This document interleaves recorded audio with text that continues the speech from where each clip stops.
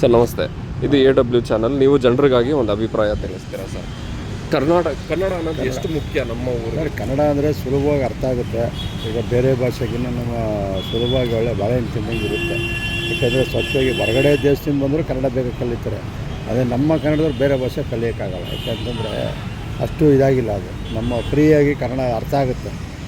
ಕನ್ನಡ ಭಾಷೆ ಮುಖ್ಯ. ಅವಾಗ ರಾಜ್ಕುಮಾರ್ ಅವರು ಗೋಕಾಕ್ ಚಳವಳಿ ಮಾಡಿರೋದ್ರಿಂದ ಕನ್ನಡ ಕರ್ನಾಟಕದಲ್ಲಿ ಉಳ್ಕತ್ತಿಲ್ಲ ಅಂತಂದರೆ ಅದೇನು ಸರ್ ಆ್ಯಕ್ಚುಲಿ ಗೋಕಾಕ್ ಚಳವಳಿ ಅಂದರೆ? ಯಾಕೆಂದರೆ ಅವಾಗ ಎಲ್ಲ ಪರಭಾಷೆಗಳು ಎಲ್ಲ ಇತ್ತು. ಅವಾಗ ನಮ್ಮ ಕನ್ನಡ ಉಳಿಯೋಗಾಗಿ ರಾಜ್ಕುಮಾರ್ ಅವರು ಗೋಕಾಕ್ ಅನ್ನೋದು ಮಾಡಿ ಇಲ್ಲೆಲ್ಲ ಮೈಸೂರು ಎಲ್ಲ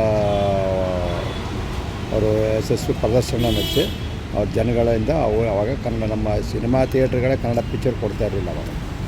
ಈಗ ಅವ್ರು ಚಳುವಳಿ ಮಾಡಿದ್ಮೇಲೆ ಅವ್ರದ್ದೊಂದು ಶಕ್ತಿ ಏನು ಅಂತ ಗೊತ್ತಾಯಿತು. ಗೋಕಾಕ್ ಚಳುವಳಿಯಿಂದ ರಾಜ್ಕುಮಾರ್ ಅವಾಗ ನಮ್ಮ ಕರ್ನಾಟಕದಲ್ಲಿ ಕನ್ನಡ ಅನ್ನೋದು ಉಳಿಯಿತು. ಇಲ್ಲಾಂದರೆ ಅವಾಗ ಕನ್ನಡನೇ ಜಾಸ್ತಿ ಇರಲಿಲ್ಲ. ಬೆಂಗಳೂರು ಮೈಸೂರು ಥಿಯೇಟ್ರ್ಗಳು ನೋಡಿದ್ರು, ಎಲ್ಲಿ ನೋಡಿದ್ರು ತಮಿಳಿಯನ್ಸು ಹಿಂದಿಯವರು ಎಲ್ಲ ಇತ್ತು. ಥಿಯೇಟ್ರಲ್ಲಿ ನೋಡಿದ್ರೆ ನಮ್ಮ ಕನ್ನಡ ಪಿಕ್ಚರ್ 2 ಥಿಯೇಟ್ರ್ ಕೊಡ್ತಿತ್ತು, ಚಾಮುಂಡೇಶ್ವರಿ ಪದ್ಮ. ಕನ್ನಡ ಪಿಕ್ಚರ್ ಇಲ್ಲೆಲ್ಲೂ ಕೊಡ್ತಾ ಇರಲಿಲ್ಲ. ಆಮೇಲೆ ಎಲ್ಲಿ ನೋಡಿದ್ರು ಹಿಂದಿ ಅಕ್ಷರ ತಮಿಳ್ ಅಕ್ಷರದಲ್ಲೇ ಇತ್ತು ಅಂಗಡಿ ಎಲ್ಲ. ಅದು ಬಂದಮೇಲೆ ಎಲ್ಲ ಕನ್ನಡದಲ್ಲಿ ಹೆಚ್ಚಾಗಿ ತಿಳ್ಕೊಬೋದು. ಸೊ ಇನ್ನೂ ಬೋರ್ಡ್ಗಳು ಹೆಸರೆಲ್ಲ ಬರೀ ಆಂಗ್ಲ ಪದಗಳೇ ಇದೆ ಸರ್. ಅಲ್ಲಿ ಏನೂ ಮಾಡೋಕ್ಕಾಯ್ತಲ್ಲ. ಅವ್ರವ್ರು ಏನು ಮಾಡ್ತಾರೆ, ರಾಜಕೀಯ ವ್ಯಕ್ತಿಗಳು ಕೆಲವು ಪರಿಚಯ ಇರ್ತಾರೆ, ಹಾಕತ್ತಾರೆ. ಕೆಲವರು ಗೊತ್ತಾಗಲ್ಲ ಅಂತಾರೆ. ಹಿಂದಿ ಇಂಗ್ಲೀಷು ಕನ್ನಡನೂ ಇದ್ದರೆ 2 ಇರಬೇಕು. ಫಸ್ಟ್ ಕನ್ನಡ ಹೆಸರಿದ್ದು ಆಮೇಲೆ ಬೇಕಾದ್ರೆ ಅವ್ರ ಭಾಷೆಲಿ ಏನಾರ. ಏನಕ್ಕೆ ನನಗಿದು ಅನ್ನಿಸ್ತು ಅಂದರೆ ಸರ್, ಇವಾಗ ನಾನು ಒಂದು ಕಡೆ ಬೋರ್ಡ್ ನೋಡ್ಕೊಂಡು ಹೋಗ್ತೀನಿ, ನೆಕ್ಸ್ಟ್ ಇನ್ನೊಂದು ಅಂಗಡಿ ಬೋರ್ಡ್ ಹಾಗೇ ನೋಡ್ಕೊಂಡು ಹೋಗ್ತಾ ಆಂಗ್ಲ ಪದಗಳಿಗೆ ಮಹತ್ವ. ಈಗ ನಮ್ಮ ಕರ್ನಾಟಕದಲ್ಲಿ ಏನು ಮಾಡಬೇಕು ಆಗುತ್ತಾ ಹೋಗುತ್ತೆ. ಫಸ್ಟ್ ಕನ್ನಡ ನೇಮ್ ಕೊಟ್ಬಿಟ್ಟು ಆಮೇಲೆ ಬೇಕಾದ್ರೆ ಅವ್ರ ಭಾಷೆಲಿ ಏನಾರು ಒಂದು ಇಂಗ್ಲೀಷ್ ಕೆಳಗೆ ನೆಕ್ಸ್ಟ್. ಫಸ್ಟ್ ಕರ್ನಾಟಕದಲ್ಲಿ ಕನ್ನಡ ಇರಬೇಕು ಮೇಲೆ. ಯಾಕೆಂದರೆ ನಾವು ಅವ್ರು ಇದಕ್ಕೆ ಹೋಗ್ಬಿಟ್ಟು ಕೇಳಲ್ಲ. ಈಗ ನಮ್ಮನ್ನು ನೀವು ಅಯ್ಯಪ್ಪ ಹೋದ್ರೇ ಅವ್ರ ಭಾಷೆಯಲ್ಲಿ ಅವ್ರು ಮಾತಾಡಿಸ್ತಾರೆ ಹೊರತು ನಮ್ಮನ್ನ ಕ್ಯಾರೆ ಅನ್ನಲ್ಲ ಅಲ್ಲಿ. ಈಗ ನೀವು ಅವ್ರು ಏನು ಕೊಟ್ಟರೆ ನಾವು ತಿನ್ಬೇಕು ಅಲ್ಲಿ. ಈಗ ನಮ್ಮ ಕರ್ನಾಟಕದಲ್ಲಿ ಒಂದು ಅಡ್ರೆಸ್ ಕೇಳಬೇಕು ಅಂದರೆ ಕರೆದು ತೋರಿಸ್ತೀವಿ. ಅಲ್ಲಿ ಹಂಗಲ್ಲ. ನೀವು ಇಲ್ಲೇ ಇದ್ದರೂ ರೌಂಡ್ ಹಾಕ್ಸ್ಬಿಟ್ಟು ಅಲ್ಲಿಗೆ ಬರ್ತಾರೆ. ತಮಿಳ್ನಾಡು ಆಗಲಿ ಬೇರೆ ಅಯ್ಯಪ್ಪನಿಗೆ ಹೋಗ್ತೀವಲ್ಲ ನಾವು, ಆ ಕಡೆ ಎಲ್ಲ ಕೆಲವು ಹೋಗ್ತಾರೆ. ನಾವು ಅಲ್ಲಿ ಹೋಗಿಲ್ಲ. ಅಲ್ಲಿ ಫಸ್ಟ್ ಅವ್ರ ಭಾಷೆ ಪ್ರಾಮುಖ್ಯತೆ ಕೊಡ್ತಾರೆ, ನಮಗೆ ಕೊಡೋಲ್ಲ. ಈ ಪ್ರಾಮುಖ್ಯತೆ ಅವ್ರ ಭಾಷೆಗಳಿಗೆ ನಾವು ಕೊಡ್ತಾ ಹೋದರೆ ನಮಗೆ ಏನೇನು ಉಳಿಗಾಲ ಇಲ್ಲ. ಉಳಿಗಾಲ ಯಾಕೆಂದರೆ ಅವರೇ ಬೆಳೆದ್ಬಿಡ್ತಾರೆ. ಈಗ ನೋಡಿ, ಈಗ ಹಿಂದೆ ಸೇಟುಗಳು ಎಷ್ಟಿದ್ರು ಹಳ್ಳದಕೆರೆಯಲ್ಲಿ, ಒಂದು 20 ಜನ ಅನ್ಕೊಳ್ಳಿ. ಈಗ ಅವ್ರದ್ದೇ ಒಂದು ಮಾವೀರ್ ನಗರ ಆಗ್ಬಿಟ್ಟು. ಹೌದು. ಈಗ ಅವ್ರದ್ದು ಆಗಿದೆ. ಈಗ ಆ ಕಡೆ ಎಲ್ಲ ಬೇರೆ ಬೇರೆ ಜನಗಳು ಬಂದು ಬೆಂಗಳೂರು ನೋಡ್ರೆ ತಮಿಳಿಯನ್ಸ್ ಜಾಸ್ತಿ. ನಮ್ಮವ್ರು ಎಲ್ಲಿದ್ದಾರೆ? ನಮ್ಮವರೆಲ್ಲ ಹುಡುಕಿದ್ರೆ ರಾಜಾಜಿನಗರ ಆ ಕಡೆ 1-2-3 ಏರಿಯಾ ಬಿಟ್ಟರೆ ಇನ್ನೆಲ್ಲ ಮೆಜೆಸ್ಟಿಕ್ ಎಲ್ಲ ತಮಿಳು. ಅದರಿಂದ ನಮ್ಮ ಕನ್ನಡಗೆ ಒಂದು ಫಸ್ಟು ಅವಕಾಶ ಕೊಡ್ತೀವಿ. ಏನಕ್ಕೆ ಗೌರ್ಮೆಂಟ್ ಅದೆಲ್ಲ ನೋಡ್ತಾ ಇಲ್ಲ? ಇಲ್ಲ, ರಾಜಕೀಯ ಒತ್ತಡ ನಾವೇನು ಹೇಳ. ಅವರು ವೋಟ್ ಬ್ಯಾಂಕ್ಗೋಸ್ಕರ ಒಂದು ಆ ಭಾಷೆ ಈ ಭಾಷೆ ಆ ಜಯಂತಿ ಈ ಜಯಂತಿ ಮಾಡಿ ವಿಂಗಡಣೆ ಮಾಡ್ತಾರೆ ಜಾತಿ. ಅದು ಅಲ್ಲಿ ಬೆಳೀತಾರೆ. ಸೊ ನಿಮಗೆ ನೀವು ಈ ದೇಶದಲ್ಲಿ ಇದ್ದು ಏನೆಲ್ಲ ಒಳ್ಳೇದು ಅನುಭವಿಸಿದ್ದೀರ? ನಮಗೂ ಈಗ 60 ವರ್ಷ ಆಯಿತು. ಒಳ್ಳೆಯದು ಅಂತಂದರೆ ನಾವೇನು ಕೆಲಸ ಮಾಡ್ತಾಯಿದ್ದೀವಿ. ಏನಪ್ಪ ಅಂದರೆ ಬೇರೆಯವರು ಈಗ ಅನ್ಯಾಯವಾಗಿ ಬೆಳಿತಾನೆ ಅವರೇ ಹೊರತು ನಿಯತ್ತಾಗಿ ಒಳ್ಳೆ ಬಡತನದವ್ರಿಗೇನು ಇದಿಲ್ಲ. ಬೆಳಿತಾನೆ ಅವರೇ ಅನ್ಯಾಯ ಮೋಸ ಮಾಡ್ತಾರೆ. ಯಾಕೆಂದ್ರೆ ನಮಗೆ ನಿಯತ್ತಾಗಿ ಬೆಳೆಯೋರಿಗೆ ಕಮ್ಮಿ ಇದು ಅದೆಲ್ಲ.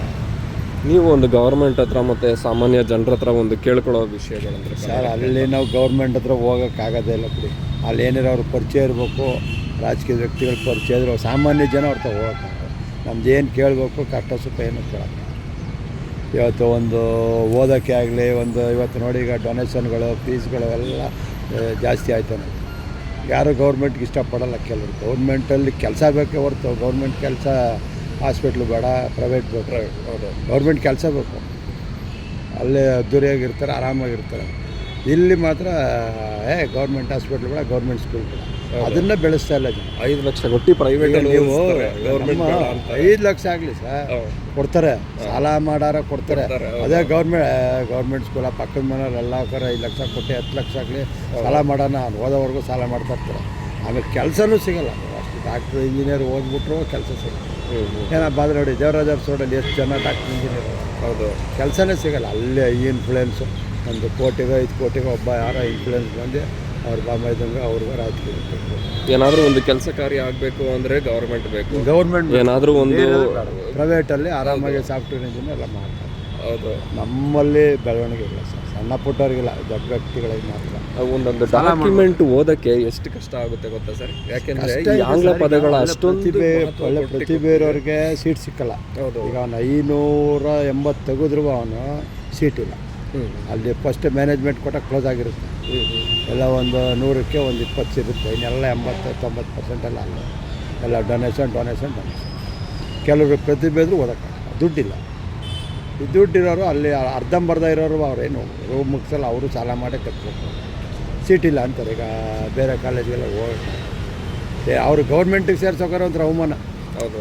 ಗೌರ್ಮೆಂಟ್ ಸ್ಕೂಲ್ ಅಂತಲ್ಲ ಅಂತ ಕೆಲವರು ವಿದ್ಯೆನೇ ಬಿಟ್ಬಿಡ್ತಾರೆ, ಬಿಸ್ನೆಸ್ಗೆ ಹೋಗ್ತಾರೆ.